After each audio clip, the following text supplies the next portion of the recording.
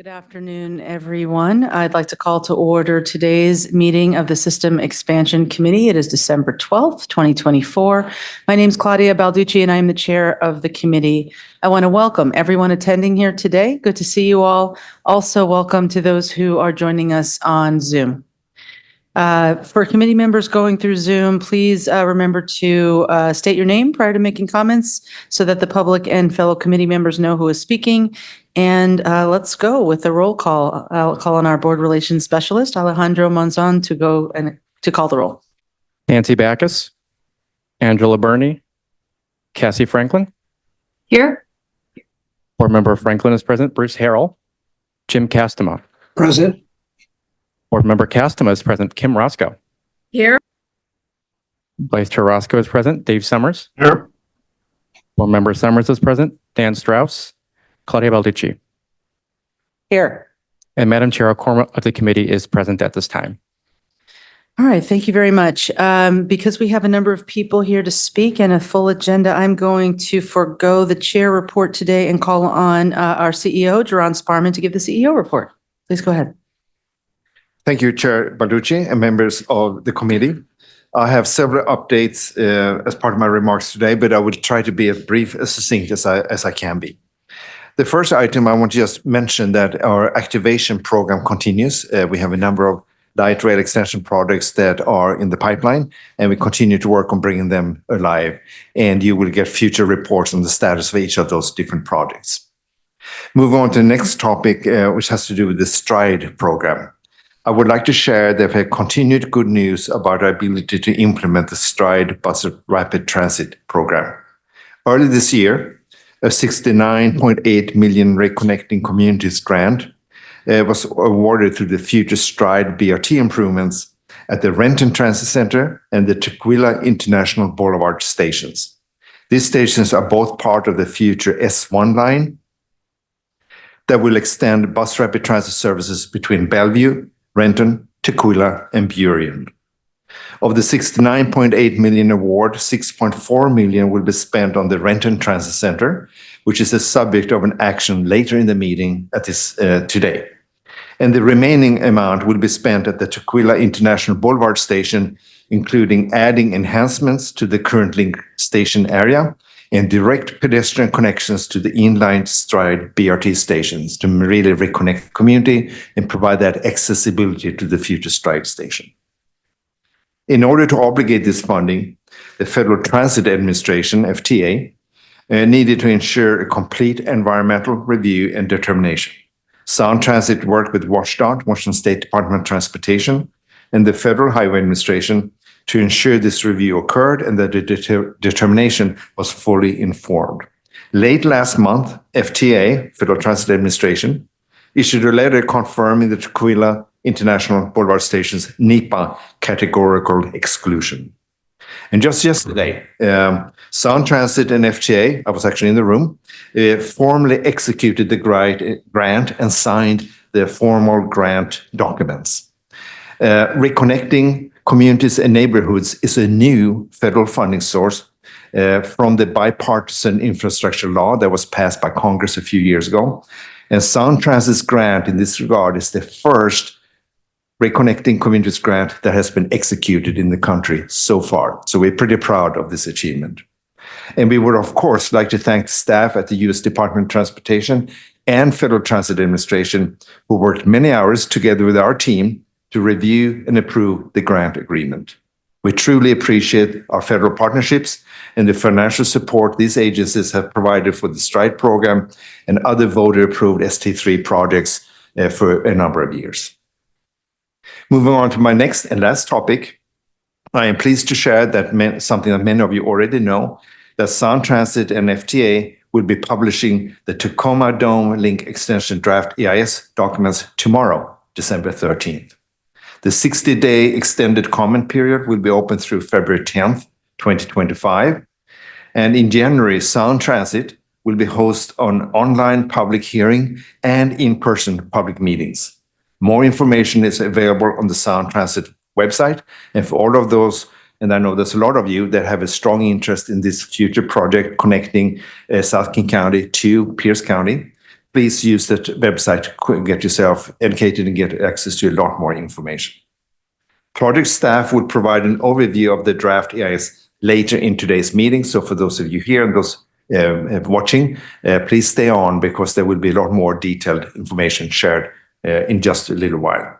And that concludes my CEO report to the Expansion Committee for the month of December. Thank you, and I'll hand this back to Chair Balducci. Thank you so much, CEO Sparman. We appreciate all the work and all the transparency and reporting you have done this year for the committee. Are there any questions for CEO Sparman?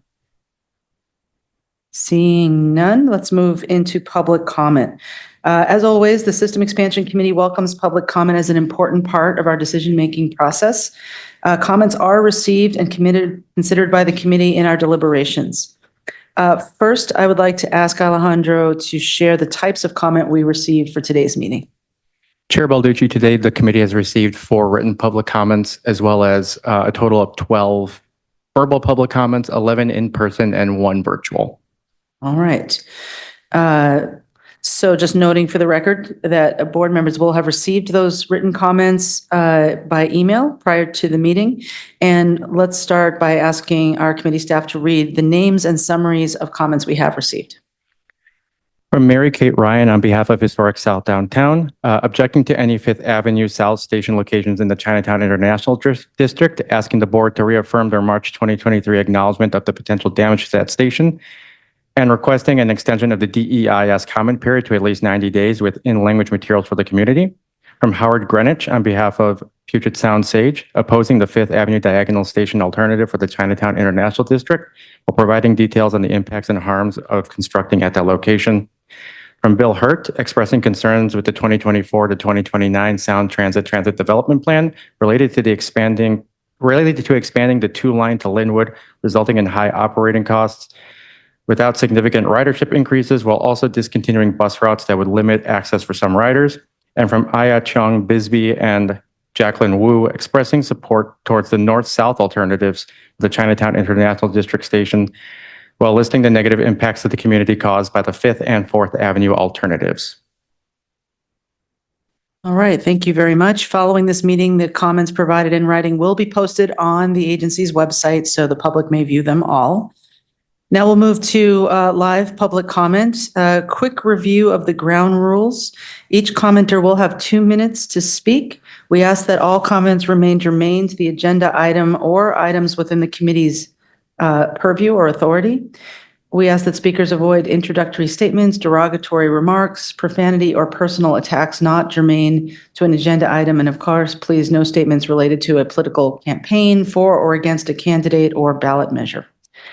Speakers should not engage in any conduct that disrupts, disturbs, or otherwise impedes the orderly conduct of the meeting. If rules are not followed, the speakers may be interrupted and in extreme cases may be asked to leave the boardroom or be removed from the call, but we don't expect that today. We look forward to hearing from all of you. So now let's start with comments from people who are here in the Ruth Fisher boardroom. Please go ahead. Our first 3 commenters are Betty Lau, Mary Kate Ryan, and Howard Greenwich.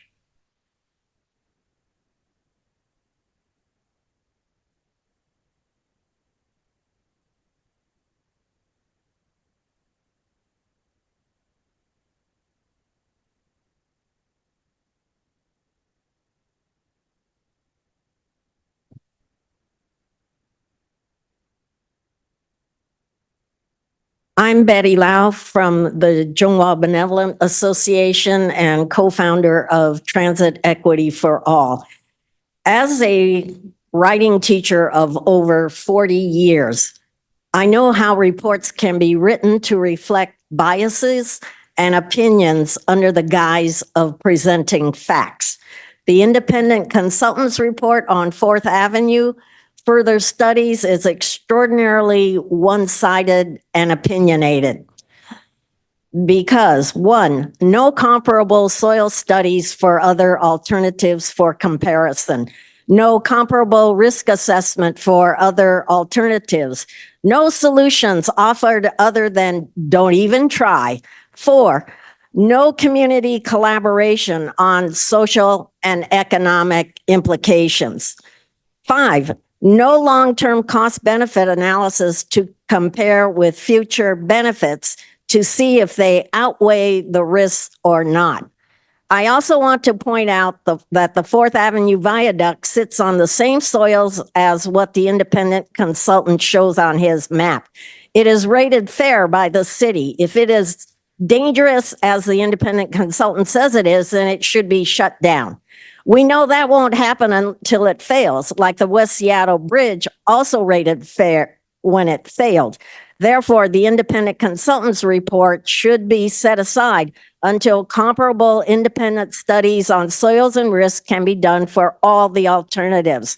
And please stay off Fifth. Don't kill off Chinatown. Thank you.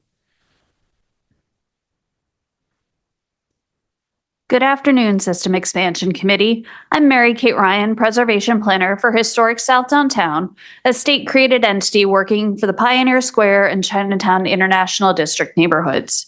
We appreciate the opportunity to summarize our comment on the recent Ballard Link Extension environmental scoping process. We have asked, first and foremost, that the comment period for the forthcoming DEIS be extended to allow for proper language access and community outreach for our equity-seeking communities.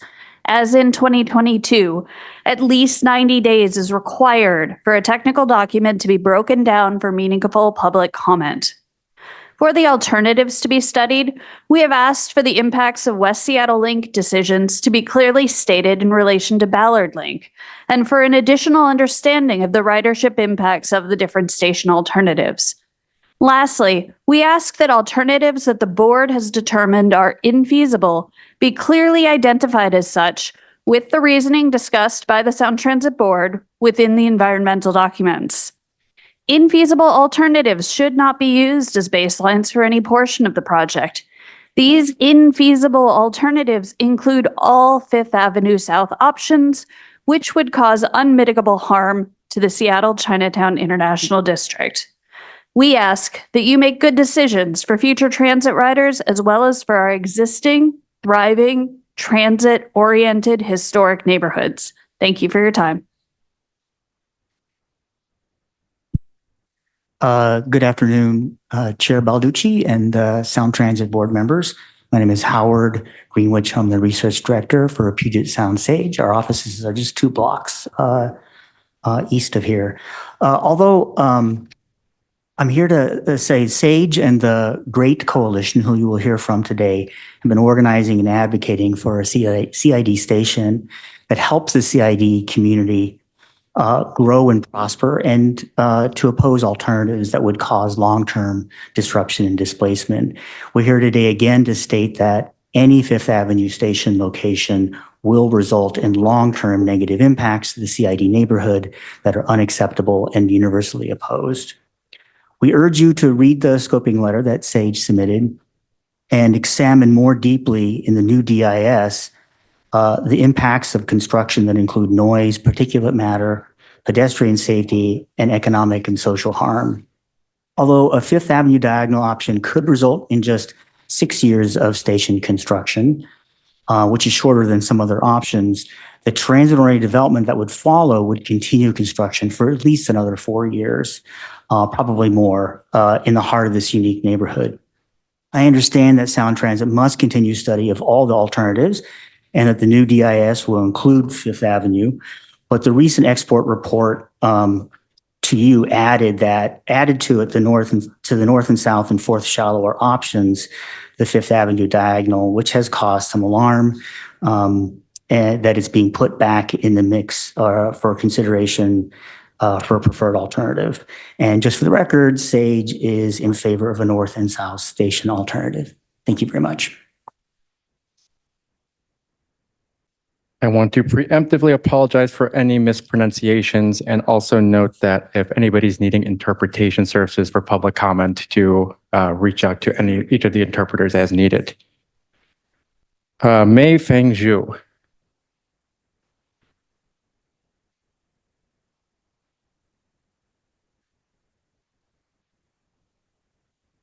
Mei Feng Zhu.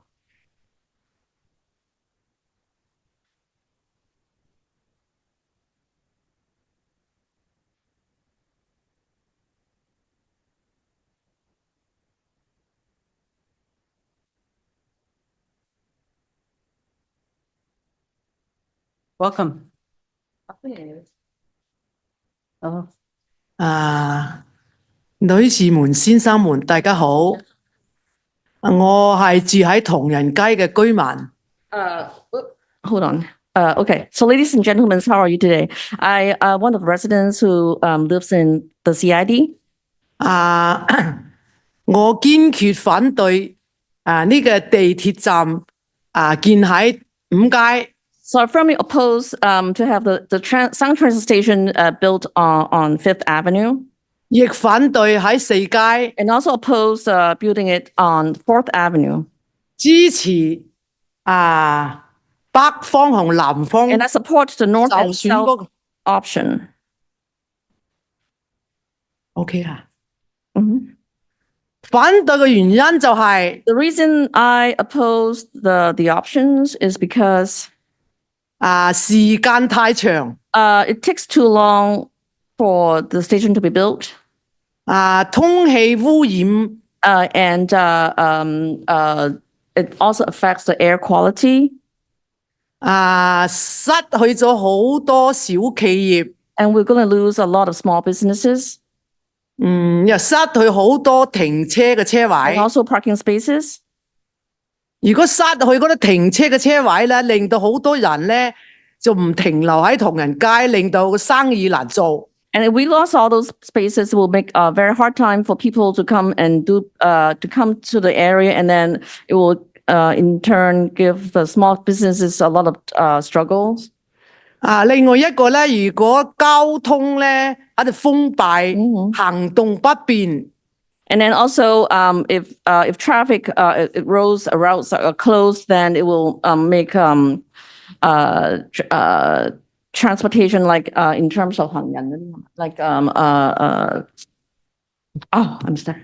啊 Makes everybody, it Yeah. will just give us a hard time to kind of try to navigate in the area or navigate the area. 忍受8年以上嘅噪音。 And then we have to, we have to, bear for 8 years, the noise of the constructions created by the constructions. 呢個喺美國銀行後邊嗰個五街起嗰個離我哋社區太近，社區太近。 So this Bank of America, located behind Fifth Avenue, and it's too close to the community. 因為周圍咧有好多老人公寓， Mm-hmm. 好似我哋520六士202嗰啲等等嗰啲公寓，好多老人家住喺度。 Yeah, and the area is surrounded by, many senior housing, like 520 and Luke's Pharmacy, and also 202, number 202. 所以咧，我同埋好多嘅朋友傾起嚟咧，大家都講話堅決反對喺五街，希望咧政府嘅有關人員真真正正係聽下我哋聲音。多謝大家咧，呢2年嚟咧召開咗好多次會議啦，我都參加7、8次啦。 Okay. All right. So when I talk to my friends, we all firmly oppose, we firmly oppose, the Fifth Avenue option. And I would really love for the government to really listen to us. And for the past 2 years, I've attended many meetings, and I truly appreciate, your effort. 希望咧真真正正係聽取我哋嘅意見。Thank you, Thank you. I hope you will really listen to our voices. Thank you. thank you. Our next commenter is Chang Hu Lin.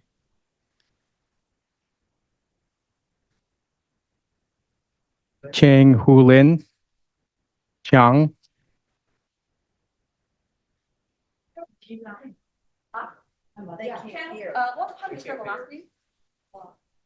Lin. L-I-N, right? Yep.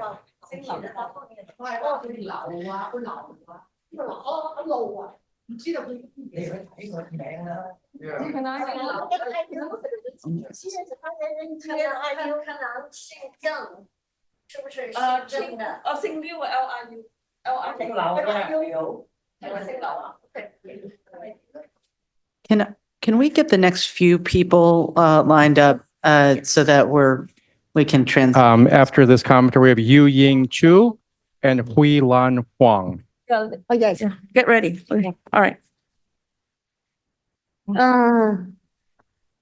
好，各位朋友， Oh, hi, everybody. 大家好， How are you? 我係住喺唐人街嘅居民。 And I live in the CID. 我哋唐人街咧係一個生活地區， So the CID is where we live. 而且係有一個低收入嘅生活地區，大部分係住嘅係老人。 And also it's a low income area. And wait. And most of the residents here are seniors. 老人公寓係氹氹區喺唐人街有好多座，大概有1000多戶嘅老人住喺度。 Okay, so there are about 1,000 families, senior families that live in the area. 嗰啲老人咧，大多數嘅人咧，又要攞住嗰個 walker 嚟行路嘅， Okay. 同埋攞拐杖嚟行路嘅。 Okay. 大多數人行路唔方便嘅。 So most of them can really walk very well, and they rely on the walkers and canes to walk to move around. 咁喺呢度嘅出入咧，因為老人家生活唔方便，行動唔方便，經常咧有病嗰啲救急車、火車來唐人街嘅頻率咧就好高嘅。 Okay, and because of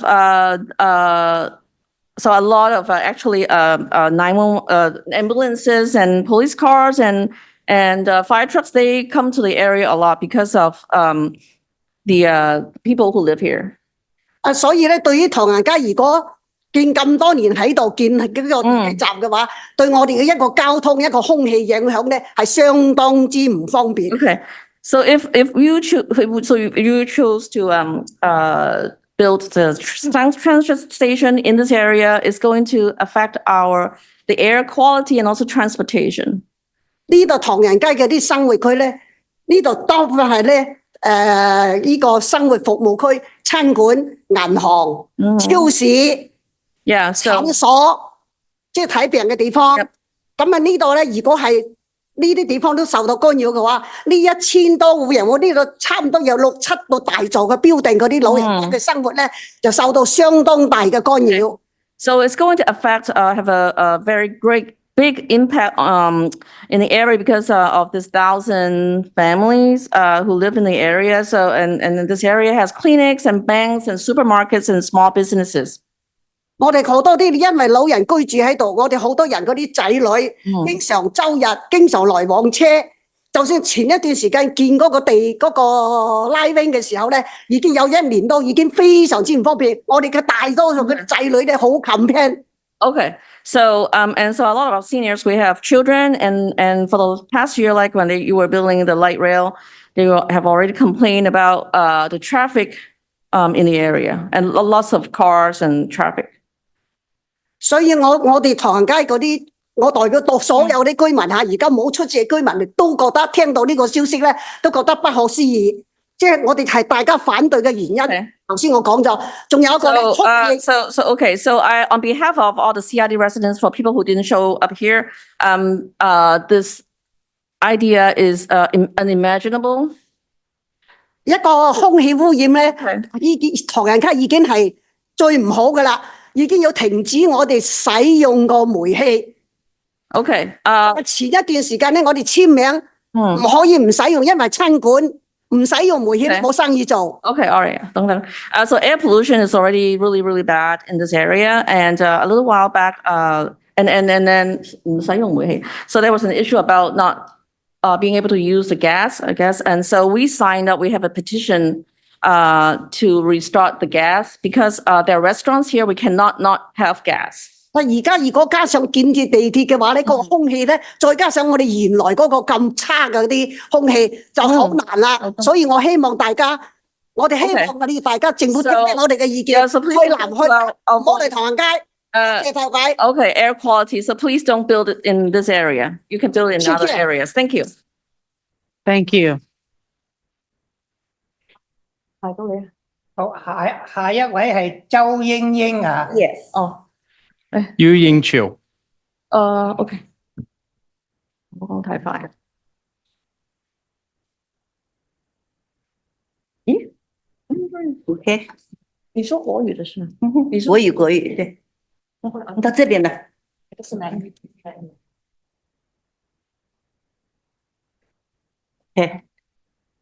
尊敬你政府官員朋友們，下午好。Good afternoon, dear officers.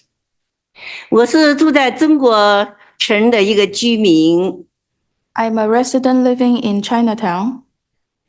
我知道中国城能建设到今天这样是很不容易的。 I know it's not easy for Chinatown to build to 我们非常热爱， state. 我们非常热爱和珍惜目前拥有的一切。 We really like and cherish everything we have now.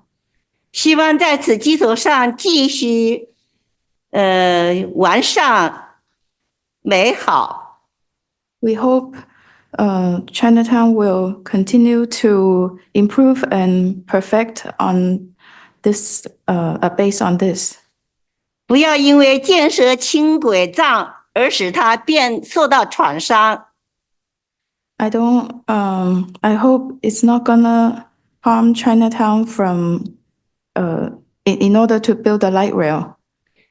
应该利用现有的条件和设施加以改进和完善。 We just need to improve the current facilities and infrastructure.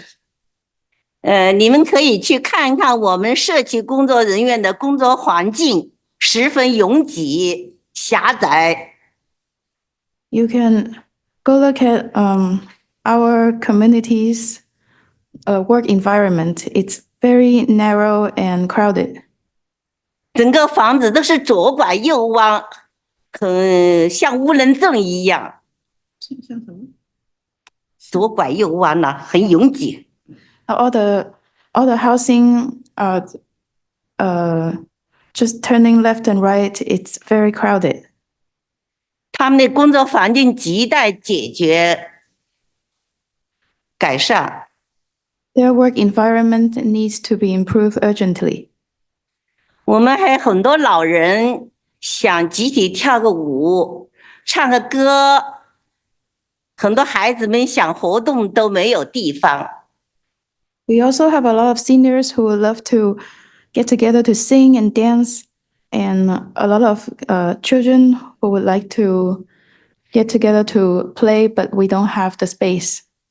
因此，恳求保持现状。我们要求建立南北站。南站和北站。南北站. Okay. So we would like to keep the current condition and keep the north and south stations.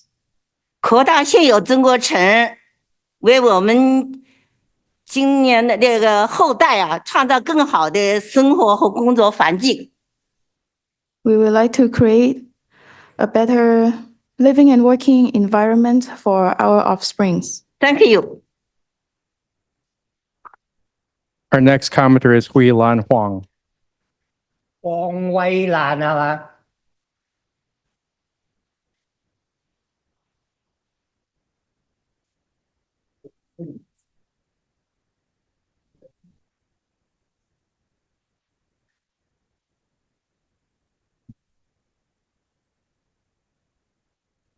OK， 大家好， How are you? 我哋今日咧嚟開呢個會啦，就淨係分會第五屆嘅勁北嘅地 Okay, we're here to so the reason I'm at this meeting is because I oppose the Fifth Avenue option. 同埋咧，而家係喺五屆勁啦，佢勁嘅時間咧好長。 And it's because the construction time for the Fifth Avenue option is going to be very long. 即係影響我哋啲老人家住唐人街嗰啲政府嗰啲老人屋嗰度佢年紀好大啦。 And it's an impact on the seniors who live in these houses because they're all in very advanced age. 多數人咧都90幾歲、80 They're 幾 mostly in the 歲。 80s and 90s. 即係嘈雜啦，佢成晚都冇辦法瞓得着。 And with the construction, with the noises, with noise from the construction, they will not be able to sleep at night. 因為五街咧係近字係520，係咪202？ Mm-hmm.啊 Fifth Avenue is close to 520 the apartment and 202 another apartment. 咁第二句啦，同埋嗰啲污染啦， And also the pollution 即係影響好大。呢 is 個 going to have a great impact in the area.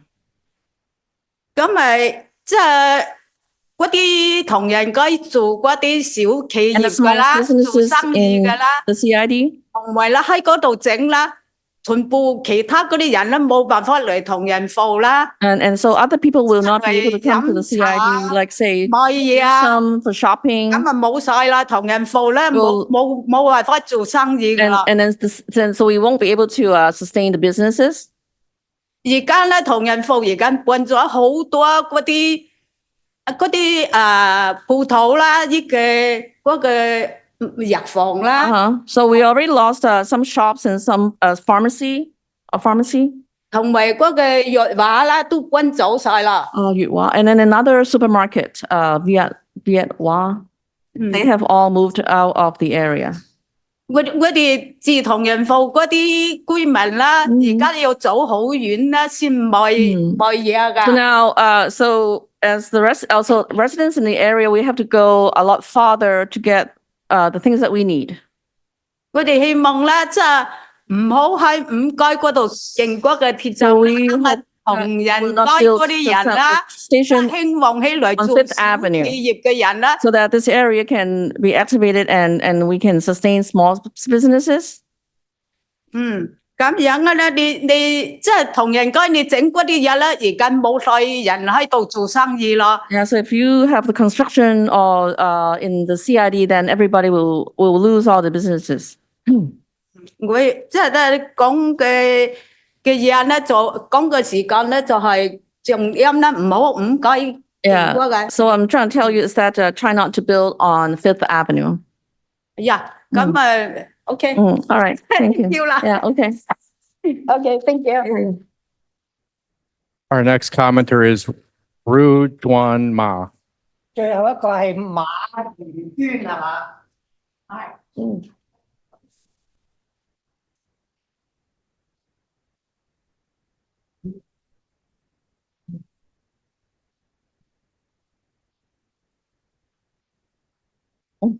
各位首長， Oh, hi, 大家好。 friends and all the officers. How are you? 我今日嚟參加呢個會議， Yeah. So I'm here at the meeting. 係 This 五 meeting. 街搞嘅建設。 Regarding the Fifth Avenue option. 第一呢，噪音好大， So first thing, noise is going to be a problem, a big problem. 影響我哋各位嘅生意。冇晒。生意啊。係啊。 So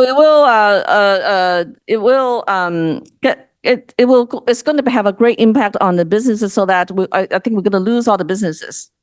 總之咧，對呢個工程嚟講咧，對我哋唐人街整嘅目的，影響我哋全部嘅唐人街老人都唔 Okay. 方便。 So this project is going to has a great impact on everybody who lives in the CID or all the seniors. 噪音啦， Yeah, the noise, 環境啦，個 the 衛生， environment, the hygiene. 希望咧我哋提意見咧，希望啲首長接受我啲老人家提呢個方案， Okay. 反對喺五街搞呢個建設。 Okay, so I hope all the top officials will listen to us, the seniors, that we oppose the Fifth Avenue option. 多謝。 Thank you. Our final three commenters in the Ruth Fisher boardroom are Melanie Mandery, Rachta Dan, and J.M. Wong.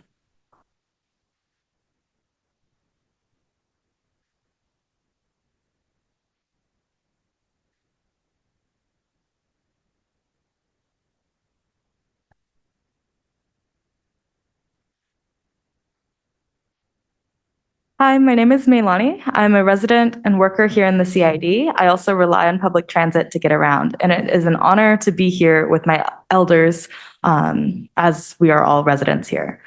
I'm a member of CID Coalition, a grassroots group fighting gentrification and displacement in this neighborhood. As a member of the Great Coalition, we recognize North and South as the only acceptable option for this neighborhood.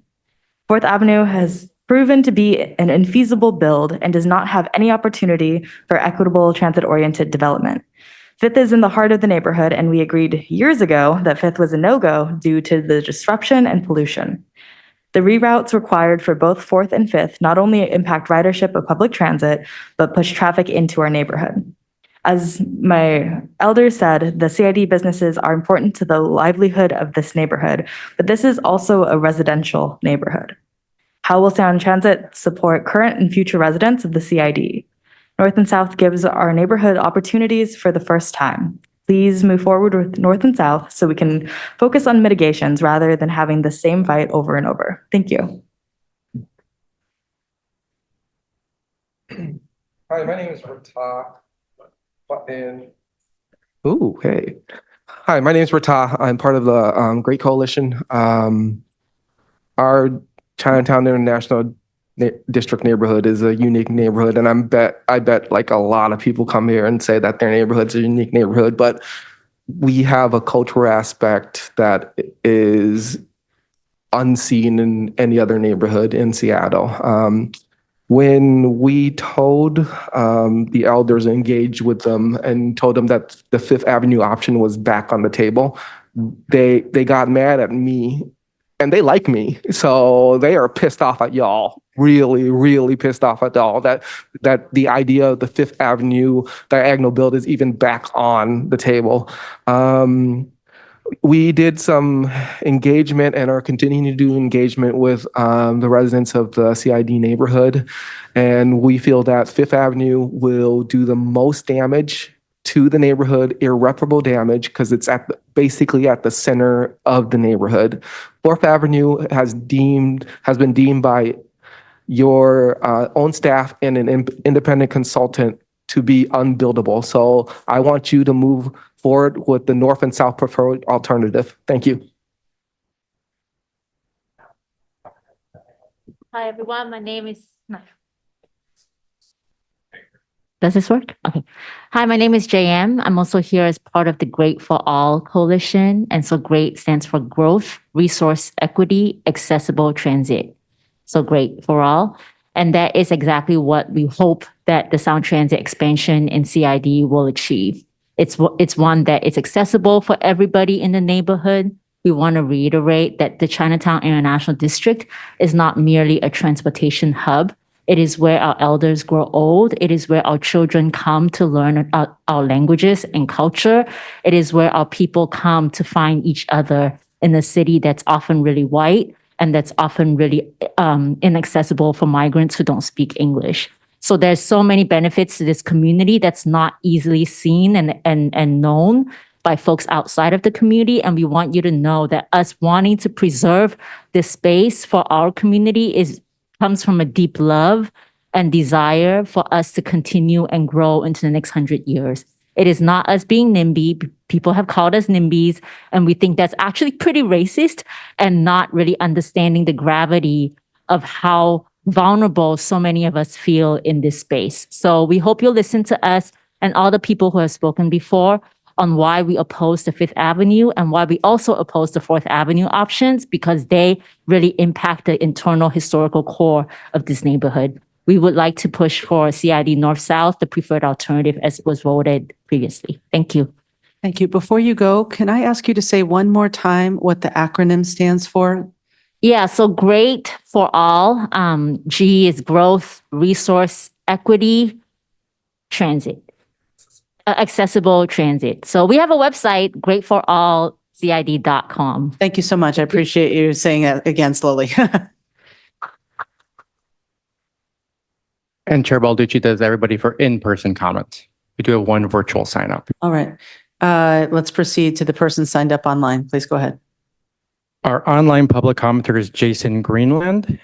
I do not see Jason as a signed in via Zoom. If you are a telephone user calling in, please press *9 to raise your hand.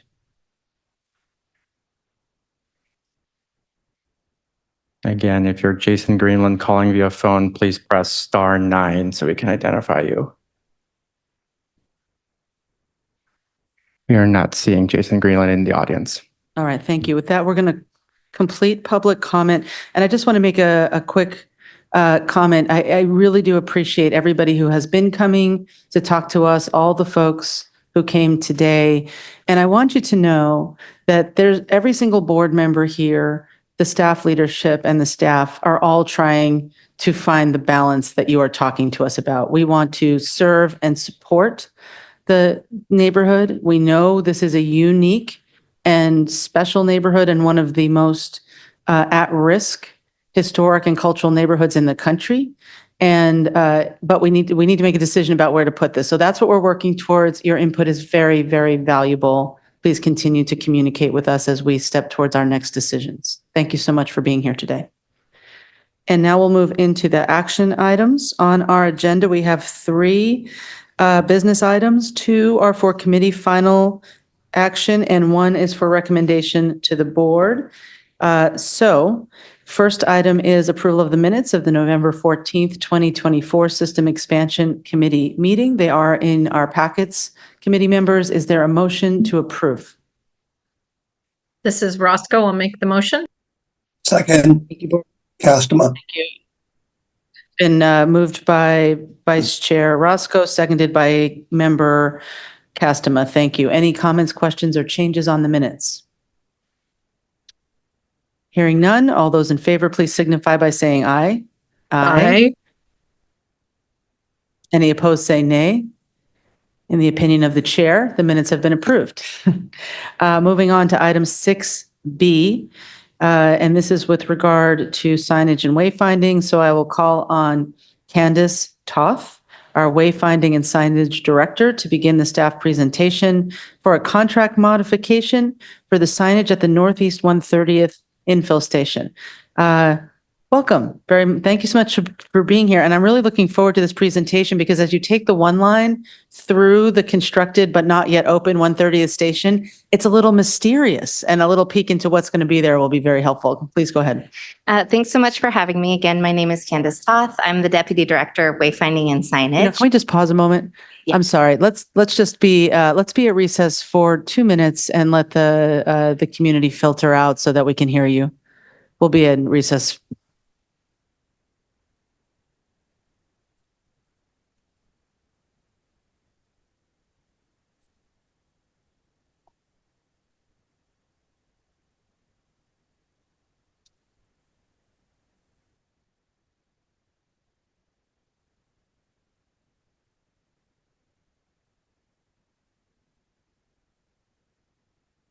Okay, I think it's quiet enough now that we'll be able to hear you fine. Thank you for your patience. Please continue. Thank you for your time today. My name is Candace Toth. I'm the Deputy Director of Wayfinding and Signage and Passenger Experience, and I'm joined today by Taylor Carroll. Hello, everybody. Taylor Carroll, Acting Deputy Director of Linwood Link and Northeast 130th Station. I'm here just representing project management on the station, and then here to answer any questions with this motion. Thank you. And I want to add that Angela Hyatt is actually joining us in the audience. She is the signage specialist on my team working on the Northeast 130th infill station. So unfortunately, I don't have any visuals today, but of course, happy to answer questions or bring anything back the committee is curious about. But today, my focus is to present to you a contract modification on our capital signage contract with Tubart Displays, Inc. This contract provides the required signage fabrication and installation services for customer signage to support capital expansion work. So essentially, the new signs for our new facilities. Work under this contract is executed by individual task order, and the projects currently within the contract are Northgate, Hilltop, Eastlink, Linwood Link, and Federal Way Link. So large multi-year contract. This modification will do 2 things. It will revise the term of this contract to be through project completion, and it will add the Northeast 130th infill station signage funds to the contract in the amount of $550,000 plus a 10% contingency of $55,000 for a total of $605,000. That will revise the overall not to exceed contract amount to $14,382,288. So Northeast 130th infill station was originally, when this procurement was being put together in 2019, part of the contract scope and part of our cost estimate. However, it was removed prior to award at the time because Northeast 130th infill station at that time in 2019 had not yet gone through baselining. Now here we are, Northeast 130th is well through baselining, well under construction, and we now need committee approval in order to increase the signage contracts funding to add signage for Northeast 130th into this contract. We will be utilizing the existing signage vendor for this work, as was the original intent, which is in the best interest of the agency. It will eliminate rework, it will minimize staff time, and it will provide uninterrupted vendor support as we proceed with our aggressive capital expansion. Necessary sign types are already part of the contract and current contract pricing is being used. Then additionally, the current contract will expire in early December of 2025. However, Federal Way Link Extension and Northeast 130th Infill Street Station are currently scheduled to open in 2026. So the term revision will revise the contract from a 6-year term to through project completion, as I mentioned, plus one additional service change cycle to ensure that the scope of this contract can be fulfilled and aligned best with the current schedule for capital project delivery. Any questions about the modification? Thank you for your report. I have a couple of questions. So am I hearing correctly and reading correctly that with this contract, we will have fully satisfied the need to develop and install all the signage and wayfinding for the 130th infill station without need for future action or budget, assuming everything goes well, right? Correct. Okay. Can anyone shine a light on two questions that are fairly procedural, but I'm endlessly fascinated by process? The first one is, can you say again how this ended up separate from the herd? This feels a little bit like, there's a herd of sheep over here and there's one that got away over here. And the second one is, why is this here? It seems like the number is so small that I don't know why you even require committee approval. Happy to answer those questions. Thank you.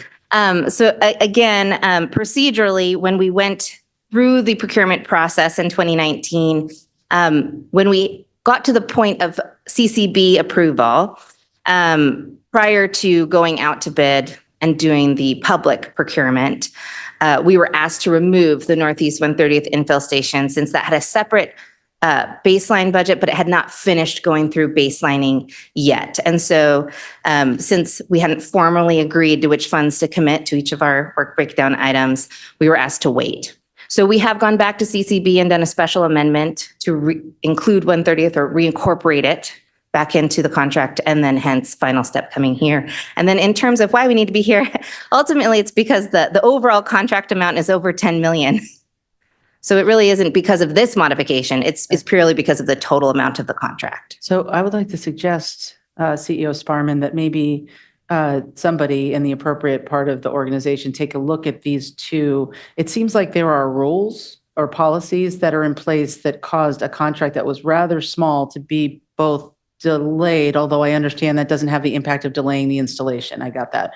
But the contract itself could have been approved before now, and causing us to make decisions on a contract that by our policies seems like it's rather small for all this process here. So I would just suggest taking that back and seeing if there's any process improvement we can consider for the future to, streamline. We need to, obviously. So thank you very much. Those answers made perfect sense. And I have all my questions answered. Any other questions from committee members? Can I ask Alejandro to please read this item into the record?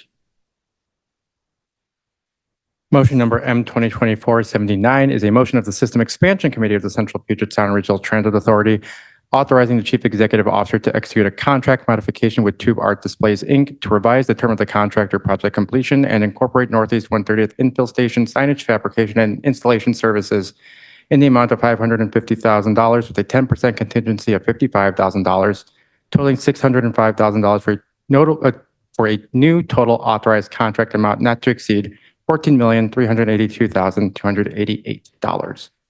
Thank you very much. The item is before us. Is there a motion to approve? This is Roscoe. I'll make that motion. Castema, I'll second it. Thank you, Vice Chair Roscoe and Board Member Castema. Any further discussion on this item? Seems rather straightforward, despite my procedural curiosity. All those in favor, please signify by saying aye. Aye. Aye. Any opposed, say nay. Motion carries. Thank you very much. Thank you for your time. Look forward to seeing what's behind all the cover. All right, moving on to item 6C. This item is for recommendation to the full board, and it is regarding a funding agreement with King County Metro in support of delivering the Renton Transit Center as part of the 405 Bus Rapid Transit Project. So welcome Alex Krieg, Director of Access, Integration, and Station Area Planning, to kick off the presentation. Please go ahead. Good afternoon, Chair Balducci and members of the System Expansion Committee. My name is Alex Krieg, Director of Access, Integration, and Station Area Planning, and joined by Rick Kapka, the Acting Program Executive of Stride Bus Rapid Transit. I'll be providing today's briefing on a funding agreement between Sound Transit and King County Metro for capital costs associated with the Renton Transit Center, formerly known as the South Renton Transit Center. Next slide, please. Oh, there we go. Slide 2 states the purpose of today's briefing in support of motion number M 2024-80. We are seeking a due pass recommendation authorizing the CEO to enter into a funding agreement for King County Metro to contribute $50 million toward the delivery of the Renton Transit Center. Before seeking that recommendation, I will provide background on our partnership with King County Metro and briefly review the key design features and our approach for cost sharing with Metro at the Renton Transit Center. Slide 3 provides background related to our partnership with Metro. In 2018, following the adoption of ST3, we entered into a system expansion transit integration agreement with Metro. The purpose of this agreement was to establish how we work together throughout all phases of our project development lifecycle to create durable and sustained coordination and to deliver projects that meet the needs of our shared passengers, as well as the operational needs for connecting transit service. This agreement and partnership also contemplated cost sharing, particularly for elements with primary or exclusive benefits to Metro. Today's action realizes the promise of this agreement and our partnership with Metro at a key location in the Stride network. Slide 4 briefly summarizes the elements covered by this agreement, which are the major components of the transit center itself, including the active bays, layover spaces, zero emission charging infrastructure, and ancillary support facilities. The amount of the agreement is based on the proportional future use of the facility. The graphic on this slide shows the overall site plan of the Renton Transit Center, and we use this site plan to assign different cost breakdowns based on various zones. So for example, the layover area, which includes zero emission charging infrastructure, will be used exclusively by Metro, and so 100% of the costs for that zone were assigned to Metro. The transit island, however, will include dedicated bays for Stride BRT and several bays for Metro service, and so we divided those costs based on that assumed proportional use of them. Slide 5 includes additional details about the agreement. The amount of the agreement was established at 60% design to inform the project baselining milestone that the board acted on in July of 2023. We have monitored that amount through final design, and the table on this slide shows a high-level capital cost estimate for Renton Transit Center at the 100% design milestone. And while we have been counting on this contribution for some time, we are bringing it forward now due to the fact that Metro's full contribution was included in the 2025 King County budget that was adopted by the King County Council in mid-November. The agreement itself contemplates payments at project milestones, including upon the execution of the agreement, once we have a construction contractor on board, and at the midpoint of construction, as well as upon acceptance of the facility. The agreement also allows the ability to revisit the agreement total based on actual costs. Slide 6 covers next steps, but before doing so, I would like to acknowledge contributions from key staff at both Sound Transit and King County Metro to realize this partnership.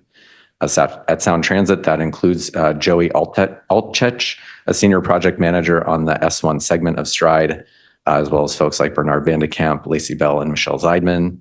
At King County Metro, that includes my counterpart, Steve Crosley, as well as Brandon Reno and Brant Scanlon. Of course, many others have played a role over the years, but these individuals were critical to getting us to this milestone. Regarding next steps, presuming board action, we will move forward with executing this funding agreement. We will also continue our close coordination with Metro as we bring a construction contractor on board to deliver this important facility. Slide 7 is the thank you slide. And as such, that concludes my presentation, and we'd be happy to answer any questions. Thank you. All right, thank you very much. I appreciate the presentation. Other questions from members? Not seeing any.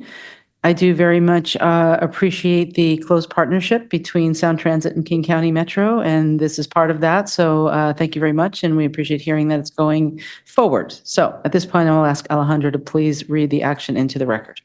Item 6E is motion number M 2024-80, a motion of the Board of the Central Puget Sound Regional Transit Authority authorizing the Chief Executive Officer to execute a funding agreement with King County Metro Transit, Metro, for Metro to contribute $50 million to Sound Transit in support of delivering the Renton Transit Center as part of the I-405 Stride Bus Rapid Transit Project. All right, that is in the record. Is there a motion to approve? This is Roscoe. I make a motion we approve to send this to the board with a due pass recommendation. Good. Second. This is Castema. I'll second that. Thank you very much. Any further discussion? Seeing none, all those in favor of approval, please signify by saying aye. Aye. Aye. Any opposed, please say nay. The motion carries, and we'll go to the board with a unanimous due pass recommendation. Thank you all very much. And now we'll move into our final reports to the committee. And first, well, hold on a second. This document is missing something. I'll find it somewhere else. Be right with you. The briefing is presentations related to the Technical Advisory Group. The first one will be a report from the Technical Advisory Group, second from staff with a status report on implementing the TAG recommendations. But I'd like to first offer CEO Sparman an opportunity to make some initial remarks. Please go ahead. Thank you, Chair Balducci, members of the committee. As we prepare to hear these TAG implementation reports, both from the TAG representative as well as on the staff side, I'd like to take a moment to acknowledge that we find ourselves at the conclusion of the Technical Advisors Group's scope of work, i.e. their work is basically finished at the end of this year. You will, of course, hear the agency's final implementation update later in the meeting, and the final quarterly TAG report from Vice Chair Ken Johnson. The decision that you, the board, made to bring on the TAG candidly will have a lasting impact on transit and the quality of life in this region in the decades ahead through the work that the TAG report has led us to undertake inside the agency. You deserve a huge amount of credit for recognizing the problems that the agency had with both our structure and your willingness to tackle this by creating the TAG. Thank you. With the TAG's assessment, recommendations, advice, and support, we are making meaningful changes to the way this agency does business. Over the course of the past 12 months, we have reformed our capital delivery organization. We are reimagining our relationship to industry. That's both the contracting industry and the design engineering community, as well as how we manage contracts to truly become an owner of choice. And we are days away from completing an entire agency restructuring, and we have reset our partnership with the Federal Transit Administration. This is just naming a few of the outcomes associated directly with the agency-wide effort to implement the 6 TAG recommendations.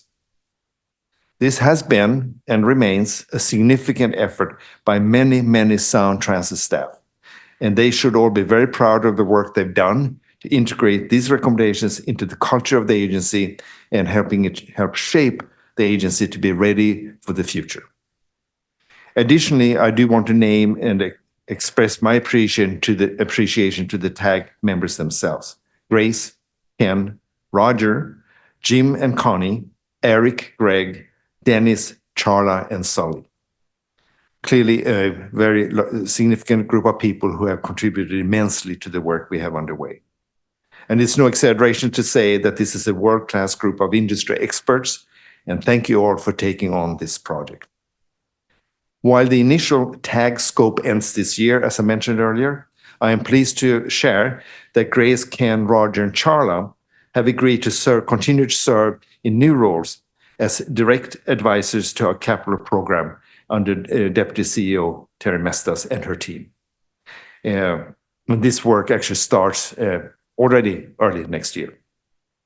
Implementation of the TAG recommendations will continue to be a priority for our agency in the coming years, but I'm pleased at the foundation we've been able to build to date with the TAG recommendations as our guide, and I'm excited about the direction we're headed as we continue to build on this foundation going forward.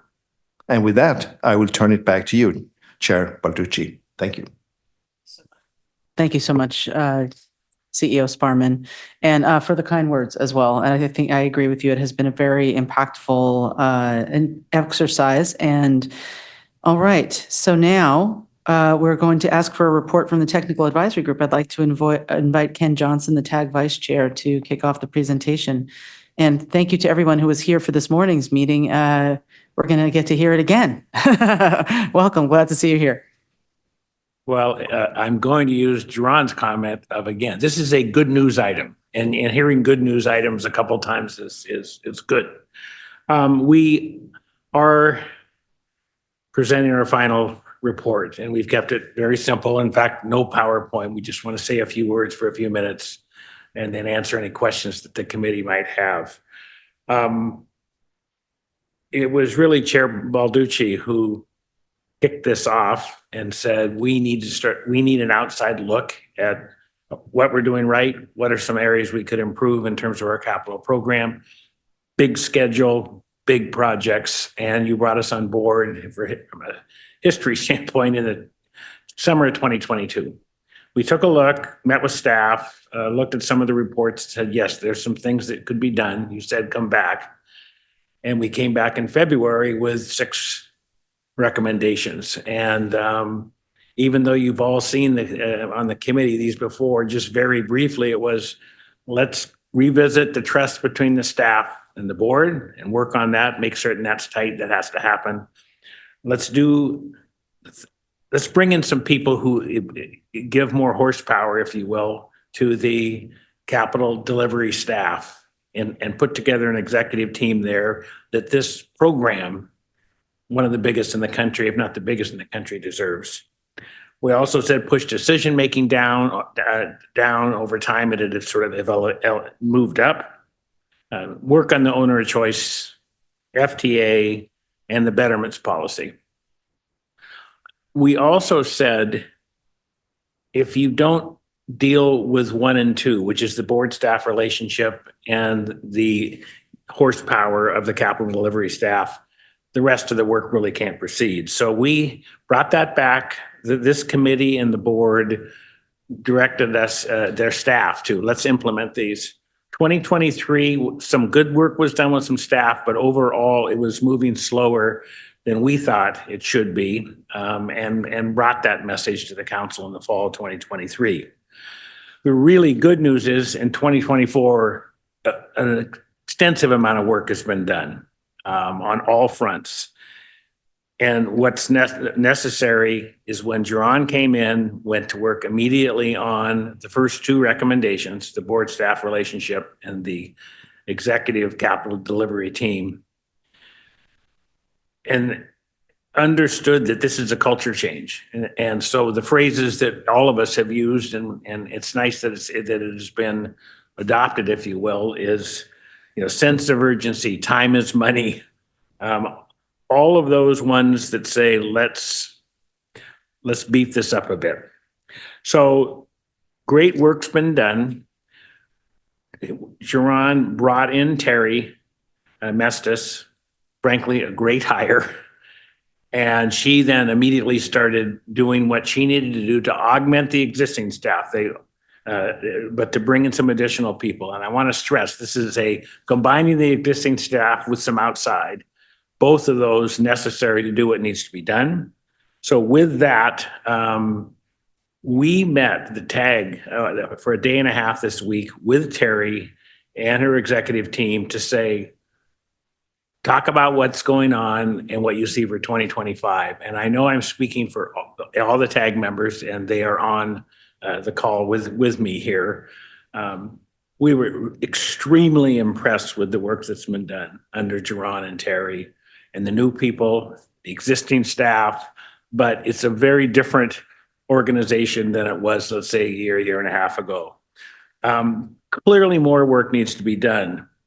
And in a way, it's fun for me to hear, TAG recommendations, but it's time for the TAG recommendations. They will exist, but they're going to exist inside your staff. They've been internalized in your staff. So that means from our standpoint, as Jerron said, our work that you requested 2 years ago really is, we feel good to say it's done. And the focus from now on will be inside the organization with its partners, but dealing with these corporate culture messages, efforts that are so important. So with that, the main message is to say thank you to this committee. Thank you to the board. Thank you to Jerron. Thank you to Terry. It's been really I'll say it's been an honor for the committee members, our TAG members, to work on this extremely important project. It's a great organization. Good things are happening. Again, thank you for your efforts on that. And I do want to thank Jerron and Terry in plugging us in near the end here to get an update, and it really made us feel good. So I'm going to leave it at that. I might, if any TAG members have any additional comments to make, jump in now. If not, we're available for questions. Not seeing any hands. I will just say for myself that this has been, I believe, a very impactful effort. I'm very pleased that we undertook it. You referenced the motivation at the beginning. For me, the motivation was, as we were going through the realignment process during the early days of COVID, we did have a very sudden and dramatic revenue shortfall. It did cause us to be rightly concerned with the projections of revenue in the future, but we immediately got to work pulling on the delay lever. And my concern during that period of time was, is the only lever the delay lever? Because delay enables us to meet our financing policies and our financing restrictions, but it also dramatically increases cost. Of course, delays delivery of the projects to the public that's waiting for them, that voted for them.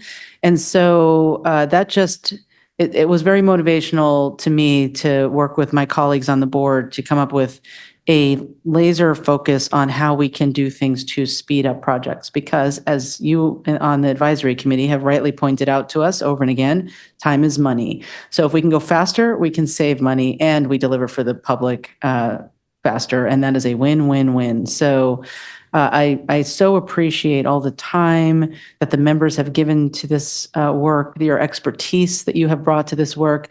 Thank you to you, Vice Chair Johnson. Thank you to Chair Kruniken. I see we have on the line Roger Natsuhara, Jim Linthicum, and Ani Crawford. And I'm sorry if I'm missing anybody, but thank you to you so much. You've put so many hours and so much really great thought into helping us improve our delivery for our customers.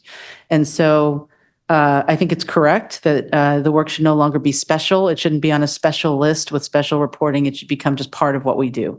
And we need to continue pushing forward aggressively. And so thank you again. I wish we had something here. I neglected to bring the gifts, but I hope you will accept our appreciation and gratitude and process improvement and delivery improvement as a testament to your work. Well, if you would have brought maple bars, that would have been good, Maple but I bars. understand. There is a bunch of candy over here. I'm just pointing it out if it's something you might like. Okay. Any other comments from members? All right. Thank Excellent. you Thank so you. much. Thank you for spending the day with us today, and I'm sure we'll see you again. Thank you to everyone on the technical advisory group as well. Appreciate you. Our second briefing is a staff briefing on the status of implementing the technical advisory group recommendations, and we have Brad Owen, Executive Director in Capital Delivery, to give us a presentation. Welcome again. Yeah, good afternoon, Madam Chair. Good to see you again. And members of the committee. On slide 2, let's just dive right into it. So we want to begin by thanking the board for bringing the tag on, and the recommendations that they provided to us have been very insightful and helpful. And we want to also thank the Capital Delivery Department on behalf of Deputy CEO Messas. We are grateful for their support and guidance. Has been critical in a time of leadership transition. Just this last week, the TAG and Capital Delivery Department leadership, as Ken mentioned, had a workshop to go through initiatives and the depth of work that is being undertaken in the Capital Delivery Department, which included not only a look back at the work that's been done over the past year or so, but to look forward to our goals and objectives in 2025.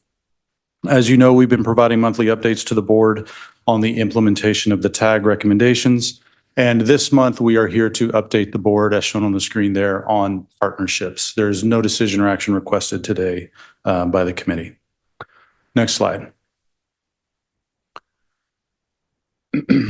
So what we have here, just as a reminder, at the top there, you can see the TAG recommendations 1 through 6, and some of the initiatives that are shown there. The findings are grouped into categories for implementation. Along the left side, you see the initiatives, and we're going to focus on partnerships. While the TAG recommendation in this report is focused on Sound Transit's partnerships with the FTA, the principles and actions included in this report back also include our important partnerships with other key stakeholders, such as WashDOT, Port of Seattle, Port of Tacoma, the Northwest Seaport Alliance, and our county and municipal partners across the region. I believe, let's go to slide 5. I think I once again skipped the slide as I did this morning. First, I want to mention we recently held our 100th quarterly meeting with the FTA. This meeting represented 25 years of partnership and demonstrates the ongoing commitment that the FTA and Sound Transit demonstrate.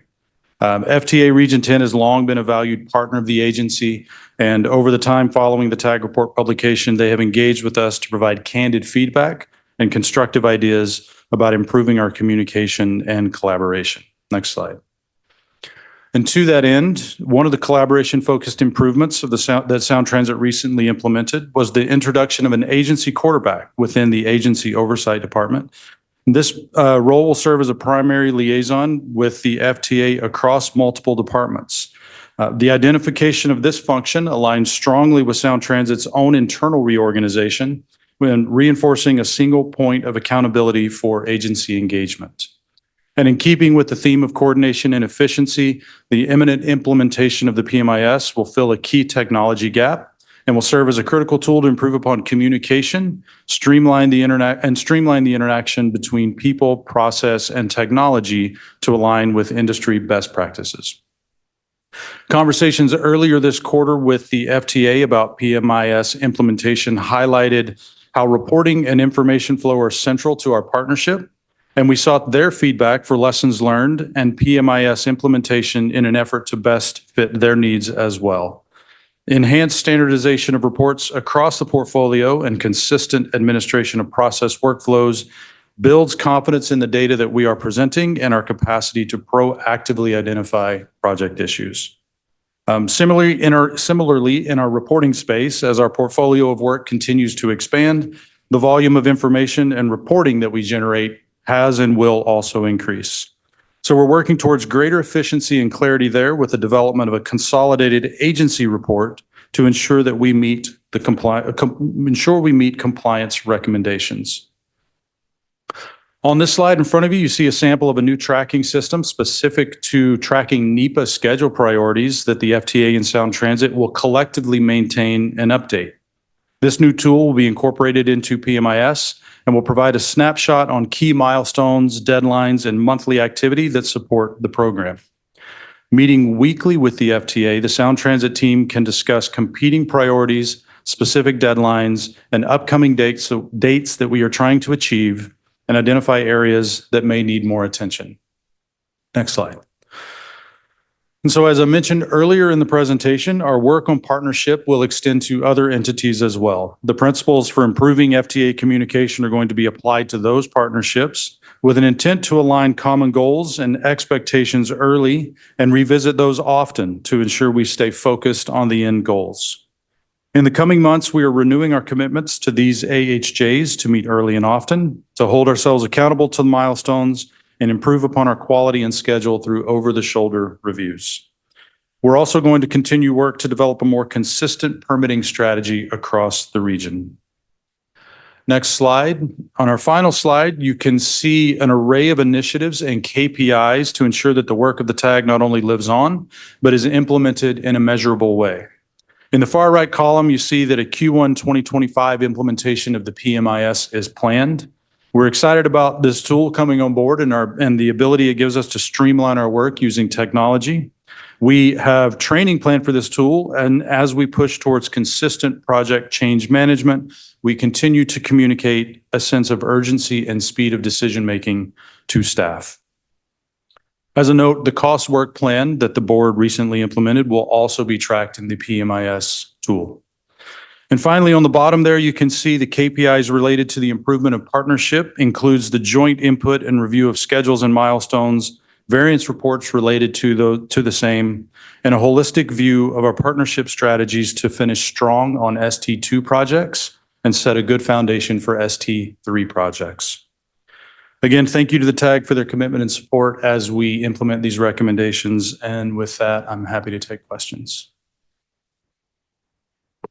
Thank you very much for that thorough report. Questions for Mr. Owen? Not seeing any. I'm not going to repeat mine from earlier, but I will say this time, this is the benefit of hearing something twice. The idea is to now roll this TAG and implementation work into our general practice. So what does that look like in terms of future reports to this committee? Will you continue to come back, or is that something to decide when we set the work plan for the committee next year? What are we thinking about how we continue to report progress when we're trying to make this routine work as opposed to an ongoing response to the TAG? Maybe you can think about that and take it and bring it back. Sure. Yeah, I can. We will do that. Thank you so much. Yes, absolutely. All right. And thank you again. Thank you for all your work on this. And the progress is encouraging and very, very reassuring. Thank you, Madam Chair. All right. Final report for today is on the Tacoma Dome Link Extension Draft Environmental Impact Statement, which has been published and, or has it been? It has been published. Tomorrow, publishing tomorrow. So you heard it here first. Welcome, Chelsea Levy, Acting Executive Director for Planning, to begin the presentation. Great. Good afternoon, Committee Chair Balducci and members of the committee. I am Chelsea Levy, Acting Executive Director for Planning, and I am joined this afternoon by Kirby Hawkins, the Project Director for Tacoma Dome Link Extension. You can go to the next slide, please. We are so pleased to be here today. As you mentioned, tomorrow we will be publishing the draft environmental impact statement for Tacoma Dome Link Extension. And today we will review with you the alternatives that were studied in the draft EIS, report on some key findings, and then talk about public engagement upcoming over the next 60-day comment period that will conclude on February 10th. And with that, I will turn it over to Kirby for the presentation. You can go to the next slide, please. All right, good afternoon. Thank you, Chair Balducci and committee members. This slide illustrates the 10-mile TDLE corridor, and this is the corridor between Federal Way and Tacoma. And it's the TDLE corridor that's mostly elevated. The project includes 4 stations in South Federal Way, 5 Portland Avenue in Tacoma, and at the Tacoma Dome. The project also includes parking facilities and a light rail bridge crossing of the Puyallup River. Next slide, please. So before I get into the presentation of the DEIS results, we did want to highlight some of the benefits of this project. It's an exciting project for this region. Some of those benefits includes that TDLE will complete the light rail spine to Pierce County. It will connect the region to employment services, educational opportunity, as well as connecting Pierce County and the Puyallup Tribe Reservation to light rail services. It will also serve as many as 36,000 daily riders, as well as providing fast, reliable, congestion-free rides to the airport and the South Sound cities. Next slide, please. This is a timeline for the project. We're in the planning phase, and we're advancing toward a forecasted in-service date of 2035. We initiated planning back in 2018, and in July of 2019, the Sound Transit Board identified the preferred alternative and other alternatives to study in the draft DIS. The preferred alternatives will be identified in green in the maps that I'll share with you today. During the study effort, the information about the characteristics of the corridor changed and came to light in 2022, I should say. This led to the board in 2023 of adding an additional alignment along SR 99 and Federal Way and additional station options in 5. As Chelsea mentioned, we'll be publishing the draft DIS tomorrow on December 13th. After we compile the comments after the 60-day comment period, we'll come back to the board in spring and we'll provide a summary of the comments to help inform the board's action to confirm or modify a preferred alternative. Next slide, please. So here's more details about the next steps of the TDLE process. That includes the board action to confirm or modify a preferred alternative next year. We anticipate publishing the final EIS in 2027 and the board to select the project to be built in the record of decision later that year. Next slide, please. The draft DIS that we'll review today is a tool that analyzes potential impacts and mitigations of the project. The environmental impact statement informs tribal nations, agencies, and the public of the project's potential impacts on the transportation system, the natural built environment, and it outlines mitigation strategies. This slide summarizes all the topics studied in the EIS. Next slide. So before I touch on the DEIS findings, I wanted to highlight some of the key notable considerations within the corridor. Next slide. This slide highlights 5 notable considerations that require attention from the board in order to identify a durable preferred alternative this spring. And I'll start with each of these numbered 1 through 5 here. Item number 1 is noting that the I-5 alignments impact an area of high sensitive cultural resources that were identified in consultation with the Puyallup tribe. In communications from the tribe, they have stated that there is no amount of mitigation that would suffice should the project be constructed in this area. In 2023, the board added an additional alignment along SR 99 and South Federal Way, which is item number 2. We evaluated 2 alternatives on the east side of SR 99 and then another on the west side. Both of these have trade-offs and impacts, which I'll explain in more detail today. On item number 3 and 5, west of the 5 station, there is no preferred alternative, and we've studied 3 alternatives in the draft DIS, and each of those alternatives have different trade-offs. Item number 4 is the Puyallup River Bridge. This is going to be a highly complex engineering task and construction challenge. We'll need to navigate cultural resource risk, minimize ecological disruption, and be sensitive to tribal fishing rights. We're studying 2 bridge options to cross this river. Item number 5 is related to the Tacoma Dome Station area. So when Regional Light Rail opens at the Tacoma Dome Station, it will create the region's most transit-connected hub there. This is going to create a great opportunity for seamless connections. However, there are critical trade-offs among the alternatives related to temporary and long-term transportation impacts. And before I move on, I want to point out that the black lines that you see on the map represent the corridor segment breaks. And those are going to be relative to the segment that I'll walk through over the next couple of slides. Next slide, please. So first, we'll start with the Federal Way segment. Next slide.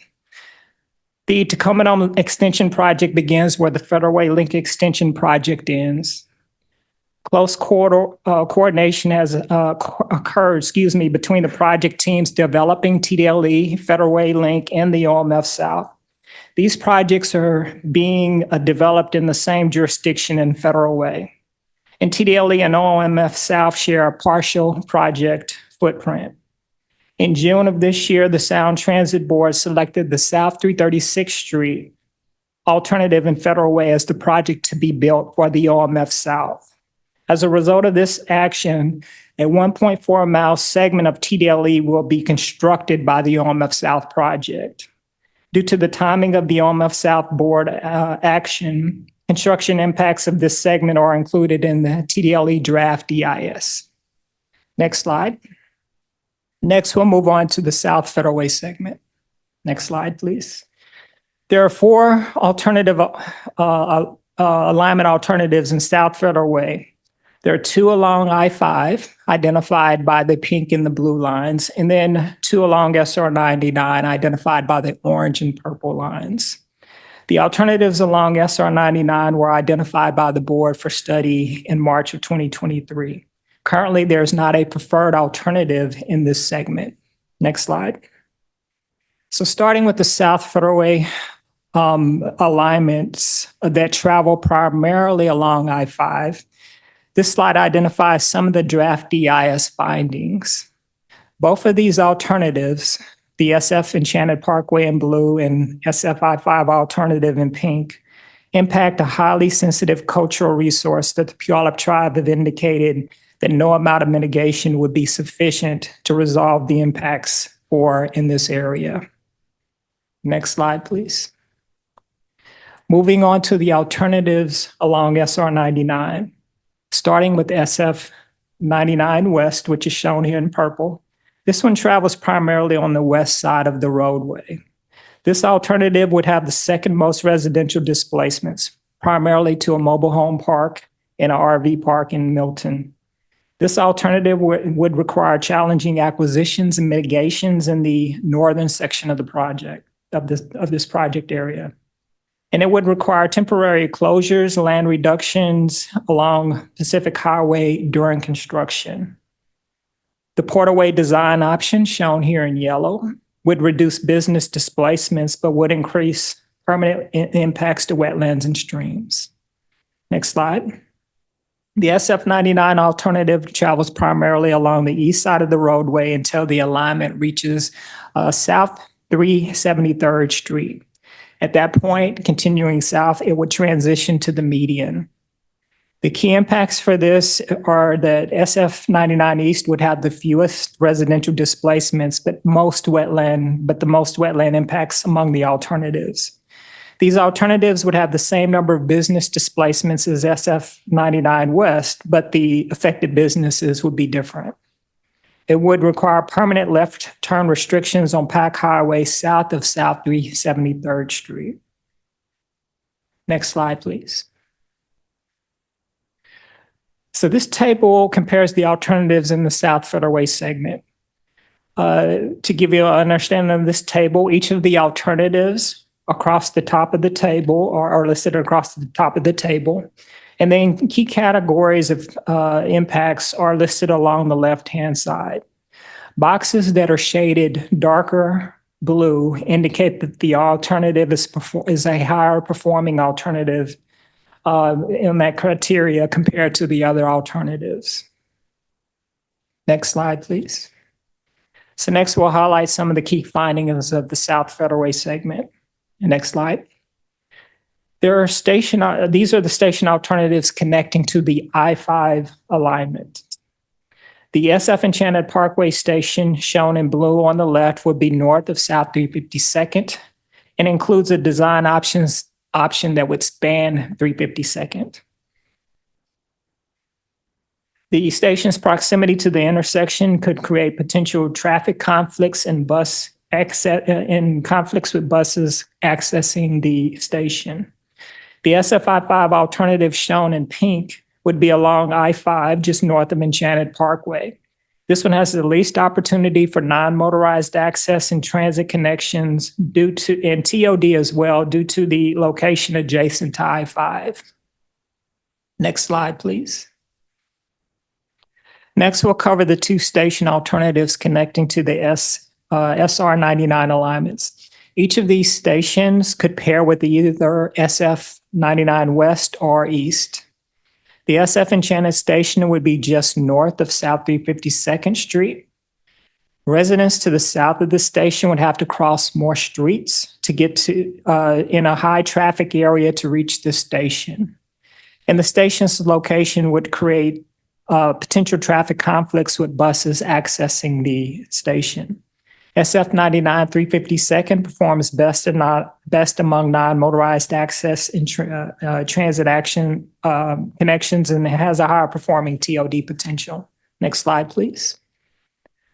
This slide compares the South Federal Way Station alternatives as well. Next slide. Next, we'll go into the 5 segment. Next slide. There are 3 elevated alternative alignments in the 5 segment and 3 station locations. In 2019, the Sound Transit Board identified a preferred alternative in the station for the station and for the alignment east of the station area, which is shown in green. In 2023, the board added 2 station options in yellow, which are outside of the floodplain. There is not a preferred alignment west of the station area, and I'll walk through those alignments in more detail. Next slide, please. So the Pack Highway alternative shown here in blue travels primarily on the south side of Pack Highway. This alternative would have the most business displacements, particularly at the Fife Business Park and on the south side of Pack Highway. This includes the displacement of the Pickwick Drive-In, which is an important restaurant to the community and is also identified as an eligible historic resource. This alternative would also require temporary access restrictions and road and lane closures on Pacific Highway during construction, which could create access challenges to the businesses that remain. Next slide. The 5 median alternative in purple would travel primarily in the median of Pack Highway. And this alternative would have the least business displacements and avoid Pickwick. However, it would require the most construction restrictions and closures of Pack Highway, which could create access challenges for businesses during construction. Next slide, please. The 555 alternative would travel along the north side of I-5. This alternative would minimize roadway closures during construction compared to the other alternatives, but there could be visual impacts to some residences, and the views of businesses from I-5 would change. This alternative would also have the most impacts to ecosystem resources. Next slide, please. And this compares the alternatives in the 5 segment among the key measures. Next slide. Next, we'll talk briefly about the 5 station comparisons. Next slide. The 5 station in green is the most consistent with the city center plans, and it minimizes business displacements and minimizes roadway closures during construction. The 54th Avenue and 54th Span station options have more business displacements and would have more traffic impacts because of their proximity to the busy 54th Avenue. Next slide. And this compares the 5 stations. Next slide. And then our final segment is Tacoma. If you can go to the next slide, please. So this slide provides a perspective of the key elements within the Tacoma segment. This includes a light rail bridge over the Puyallup River, the station in the vicinity of Portland Avenue, and station at the Tacoma Dome area. Next slide. So getting to Tacoma requires crossing the Puyallup River and requires a light rail only bridge. The draft EIS evaluates 1 alignment to cross the river and 2 bridge design types, a long span and then an in-river pier design. Both designs require trade-offs. The long span will be approximately 60 feet higher than I-5 and will impact the view of the mountain from the tribe's ceremonial ground. The in-river pier design has a lower profile, but requires piers in the water, which will impact fish and tree fishing. Next slide, please. This illustrates the difference between those options. This slide illustrates the current condition on the right compared to the in-river design in the middle with the low profile, but affects the river. And then on the right, you see a clear span, which has views that affect the tribe's ceremonial ground of the mountain. The Puyallup Tribe of Indians input will be key in determining the bridge type for this crossing. There are multiple other complexities of this crossing as well, as including environmental permitting and engineering constraints. Ultimately, we acknowledge the tribal sovereignty of the Puyallup River and will work closely with the tribe in this area. Next slide. I'll quickly cover the Puyallup Avenue Station comparison. Next slide, please. The Portland Avenue Station in green and the Portland Avenue span is in yellow. Both have similar effects, so you can see the comparison amongst those in the chart on your right. Next slide, please. The Tacoma Dome Station comparison. One more slide, please. There are 4 alignments and alternative and corresponding stations in this particular area.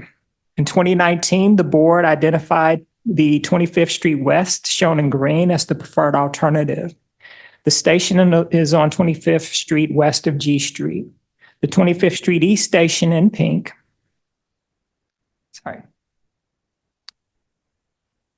25th Street station in pink is west of G Street. East of G Street.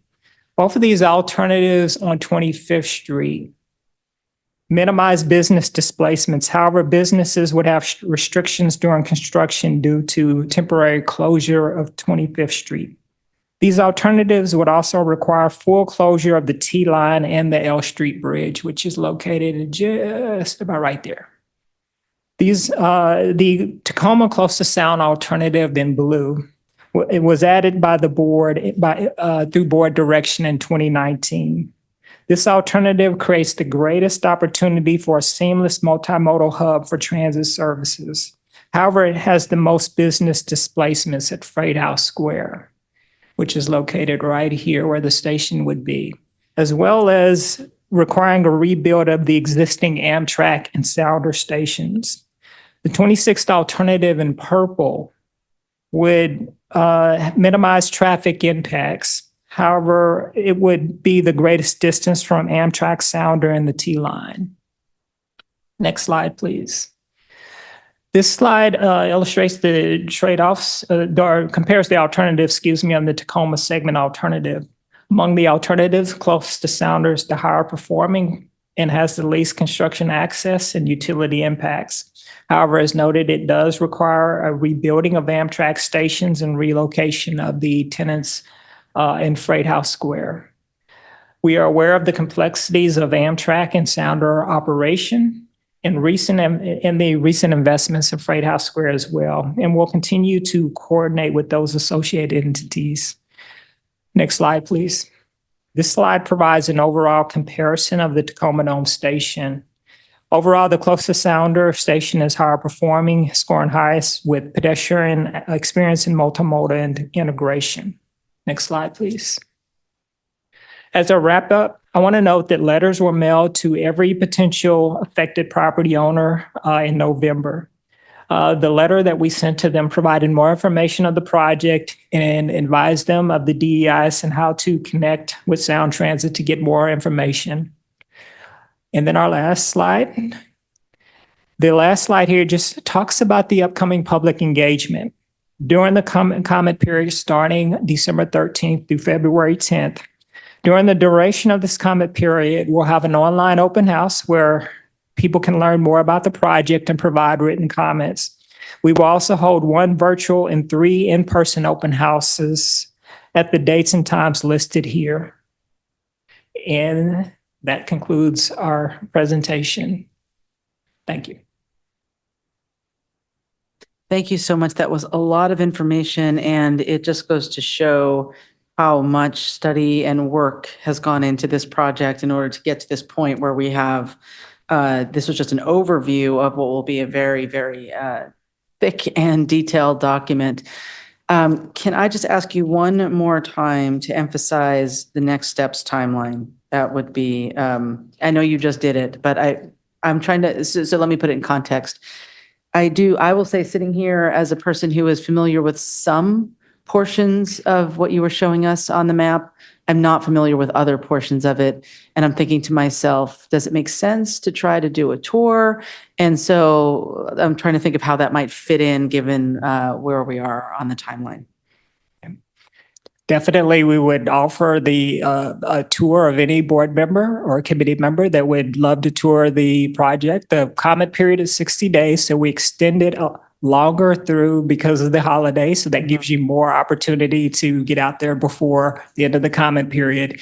And the board's next action will be in the springtime. That's where we will ask the board to confirm or modify the preferred alternative. Okay. Chair Balducci. Please go ahead, Ms. yes. Sparman. Mhm. I would actually like to commit staff to arrange for that. So please, board members, reach out to us. We will make sure that we organize opportunities to actually tour this project. As I stated, this is very complex. There's a lot of intricate trade-offs. And I think seeing it firsthand in person, I think would be very valuable for board members. So Chelsea, looking for you to lead this, but let's make sure we really offer that up as an opportunity to our board. Thank you. I do think that after you finish the comment period and we've had a chance to get all the comments compiled and sort of summarized would be a really good time to offer a group tour. I find those so valuable before I'm being asked to make a geographic decision, and we can offer it to all the board members and maybe go in a group. Yeah, I know it's a lot of work for y'all to organize the vans and the packets, but I just think that could be very valuable in the late first quarter. I see Ariel Taylor's out there giving me a big thumbs up, so she's going to help organize the whole thing. All right, any other questions or comments for committee members? All right. I don't know if we have frozen or if others have frozen, but I think we've taken on board the initial information. Congratulations on the publication. And we look forward to learning more and working towards that big decision point. Congratulations. Thank you so much. All right. Okay, that brings us to the end of our agenda. We have no executive session today. We have no other business to come before the committee, but as this is the last System Expansion Committee meeting of the year, I do want to just express my appreciation to all the people who make these meetings happen. And I want to point out, Jerron and I were having a little side conversation here.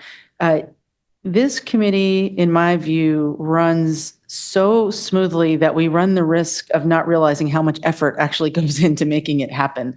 I am so proud and appreciative of the board administration staff, Katie Flores, Adam Monti, Josephine Gamboa, Emily Rogers, Hunter Ranseifer, and of our very own Alejandro Monzan for make this happen, and the folks behind the scenes on audiovisual and boardroom, Justin Whitlock and Connery. I'm so appreciative of you, and I want to say thank you as we wrap up the year. We had a really big year this year. We ran hybrid meetings again, which are more complex than either all in person or all online. We completed a full load of substantive work during the remodel and revamp of the boardroom, and that's the new capacity in the boardroom is lovely and very useful. And so thank you so much for everything that you've done. And of course, thank you to the agency leadership, Jerron, Terry Mestis, Moises Gutierrez, and the Capital Delivery whole team. I've got the executive leadership here, Joe Gildner, Chelsea Levy, Brad Owen, Michael Morgan, Manan Garg, but all of the staff who come and present, who make sure we have the information we need to keep decision-making moving. Time is money, as we said earlier. And so all of this work here is directly impactful to the taxpayers and the people that we serve by moving these projects forward. And it's very important work, and you all do an excellent job. So thank you so much.